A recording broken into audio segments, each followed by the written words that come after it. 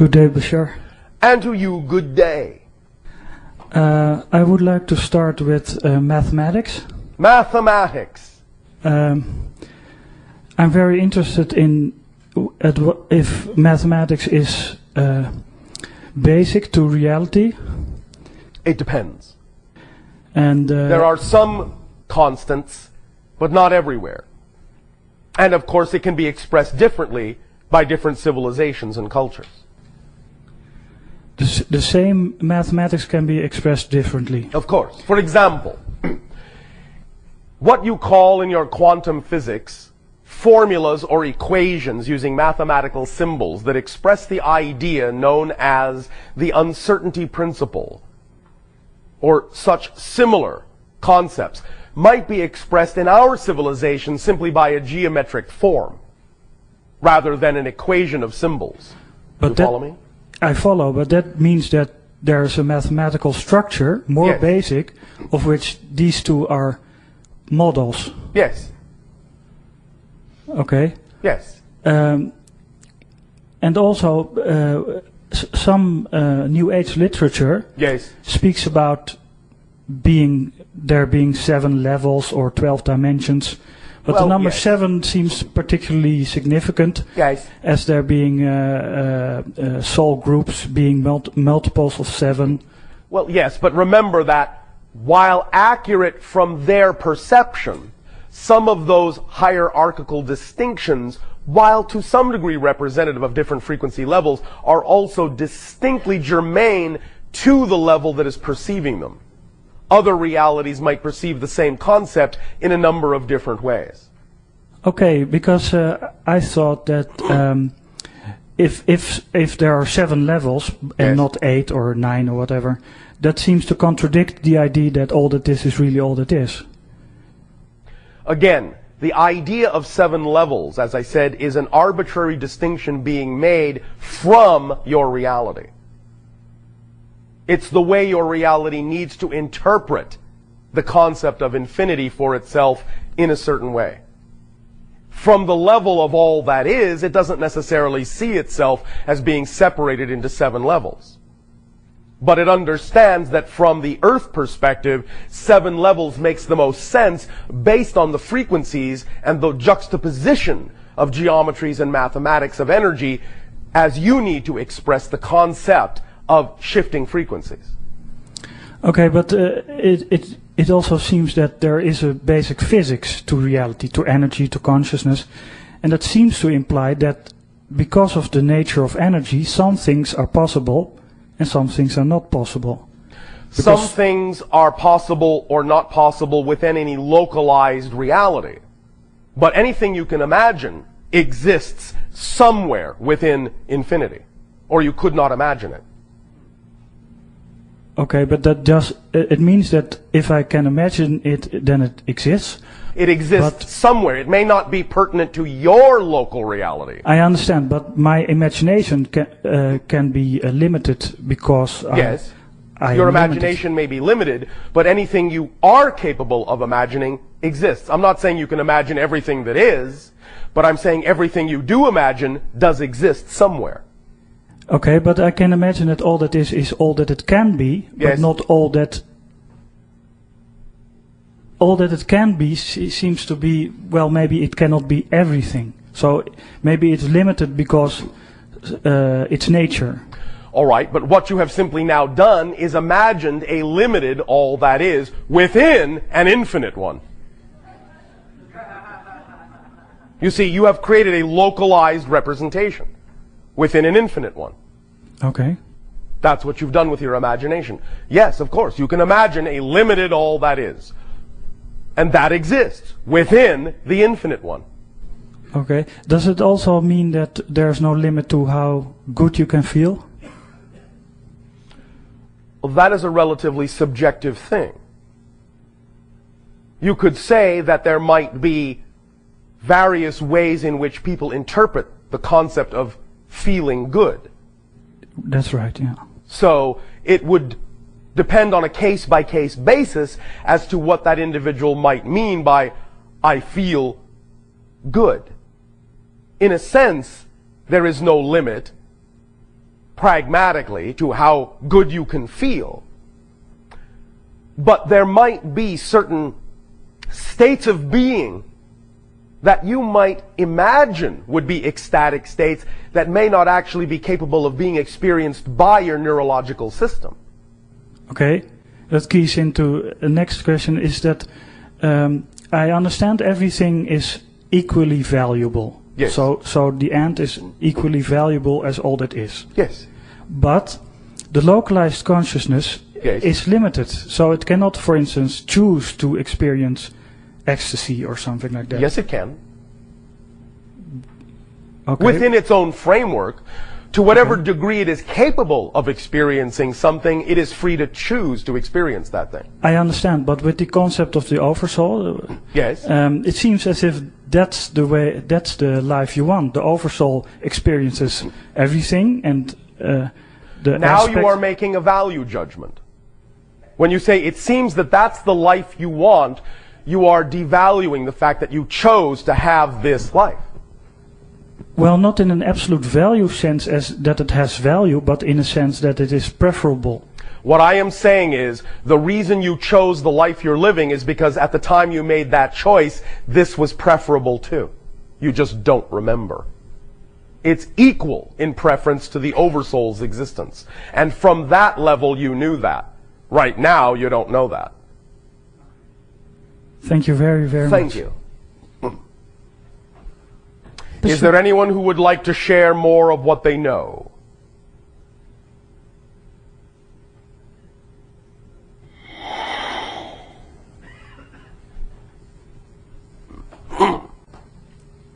Hi, Bashar. And to you, good day. What do you know for sure? What do I know through your teachings? And so I No, thank just you. what do you know? Okay. Doesn't matter how you know it. Through me, through anything. What do you know? I know that I'm multidimensional. All right. I know. How do you know that? I just know. All right. There's no doubt, there's no question There's for no you doubt. at this point in your life. Right. It is an absolute certainty for you. Yes. Thank you. What else do you know? Reality is an illusion. I know. Yet the experience of it is real. All right. What else do you know? I know that I'm consciousness in the form, this human form, and with this particular personality. Yes. And that my reality is shaped by my beliefs. All right. And I'm working hard to change this. And that. And you know you're what? You know you're working hard? Well, right. I know that. All right. With a lot of certainty. All right. And finally, recently, I know I'm loved unconditionally by all that is. Thank you. Is this state of knowing capable thus then of being applied to other areas of your life where you feel more uncertain? Yes. All right. You know that too then? Yes. All right. Anything else you want to squeak in there that you know for sure? Not that I can think of right now. All right. So at this moment you know that you don't know anything else. For sure. Correct? That's correct. So that's something else you know. Yes. Thank you. Let's be thorough after all. Okay. Is there something you wish to share? In terms of questions? If you wish. Oh, okay. Yes, first of all, I did also want to thank you, of course, for the interaction, send you infinite love, and that every moment spent with you, each and every moment, is a pleasure. With you all as well. Yes. Or we wouldn't do it. Thank you. I also wanted to first share that the impact of what you presented earlier in terms of the I am message. Yes. Because not only did it help with the knowingness, but Yes. it helped me to realize the importance of the energy behind words and right. phrases and symbols and sound and whatnot. right. It really. Thank you. All of you together, I am. I am. Just a reminder of how simple it is to be in a knowing state. And it's interesting because there was a time when I couldn't say those words. I was a little hesitant and maybe even a little fearful, like, Yes. as if I didn't want to reach that point. So Yes. Okay. I think these are two quick questions. Going back to the analogy that you used about the matrix of now moments. Yes. I really love that analogy because I tend to think of it in that way. Oh, all right. So I kind of envision that there's this matrix and, there's all the possibilities. Yes. And just as an example, I'm preparing for an interview for a job. Yes. And say that in that matrix, there's a particular path, that I've been moving along. And there's going to be one of those moments that's the interview. Yes. And whatever energy I bring into that particular moment, Yes. My question is, since I'm interacting with another consciousness, So to speak. okay, well that's part of it too, because if we're all one, I'm trying to figure this out. Remember, it's this and that, not this or that. You are interacting with another consciousness, and you're also interacting with your own only. Okay. Because any other consciousness you interact with, you still have to create your version of in your reality in order to perceive it. Right. So in other words, is it saying that we can kind of pick and choose literally the reality that we want to have, so I can pick that now moment that I want to have in the time of the interview? Gosh, I guess so. I guess that's what we've been saying for, 24 of your years. Okay. Yes. Okay. Choose. Yes. Choose. Without expectation. But now, why do you say that? Because we understand that the mechanisms of your personality will often think, I can choose for this to come out exactly this way with this outcome, this consequence, this result. Mm-hmm. Not understanding that the moment you do that, often what you're doing is actually limiting yourself, judging yourself, shutting the doors to the way in which the manifestation could actually occur in a greater form than you ever imagined. Okay. So go into the moment, being the moment, because that's the moment you want to be, not because of what you think that moment will get you. Okay. Because when you do that, you are doing what? You are conditionalizing infinity. You are putting conditions on infinity. Saying, I only want it to come out this way. If it doesn't come out this way, my life's not working. Okay. And then you take yourself out of the state. The only purpose for being in the state you prefer to be in is to be in the state you prefer to be in. Okay. Circumstances don't matter. Only your state of being matters. Very good. Does that help? It certainly does. Thank you. Thank you. And one last question. Yes. This refers to what I'm going to call for the moment the back end part of the mechanism for physical healing. The back end part of the mechanism. The front end is, recently you described permission slips, and so I understand what you were saying there, and say that a person wants to do some physical healing, and they could either choose perhaps an allopathic form or a holistic form, say detoxification, or even energy healing, and this is the reason why I lead to this question. So the person's frequency, their belief system, will determine which option they choose. And then you were also describing that it's really, all of those methods are valid, but it's the power that we put behind, our belief and the method that we choose that actually generates the healing. Did I understand that correctly? The idea is that you give off a frequency. Others that are attracted to you pick up on that frequency. Mm-hmm. They can then decide that if that frequency matches the idea of their perfect ideal state of health, if they then choose to match that frequency, that's what they will experience. Okay. But you are putting out a frequency to allow them to use it however they wish. Mm-hmm. If for some reason it serves everyone that you would attract a person who adamantly believes they cannot be healed by anyone, and they expose themselves to your frequency and are not healed, they do not heal themselves, then they get to say, see, I proved it. My belief stands. And you have helped them reinforce a belief that they have chosen to hold on to by them not allowing themselves to be healed. So you have still served them.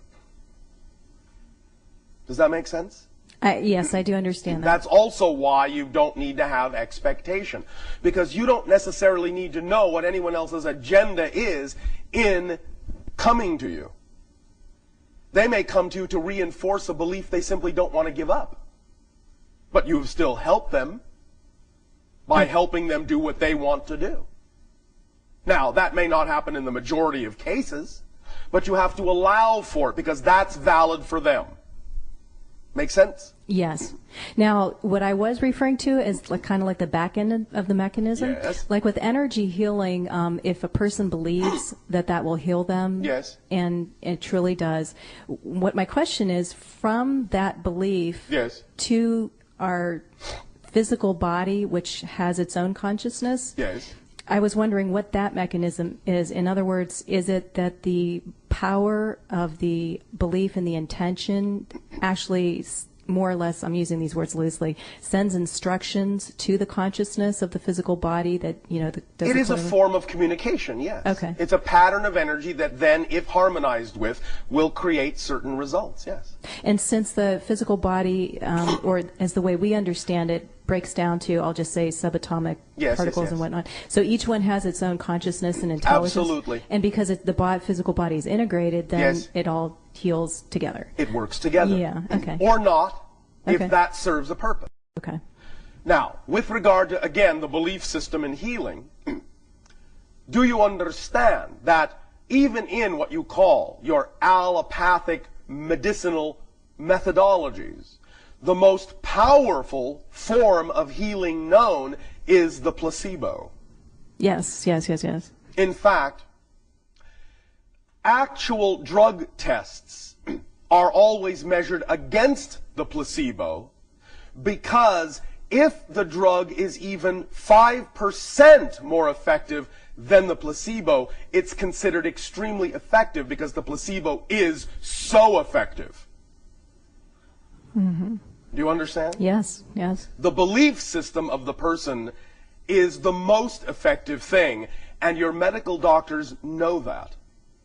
And that's why in doing their drug testing, because the placebo effect is actually responsible for such a high percentage of healing, even if the drug is a little bit better, that's the only criteria they need to say the drug is effective, because if it's no better than the placebo, it's not effective.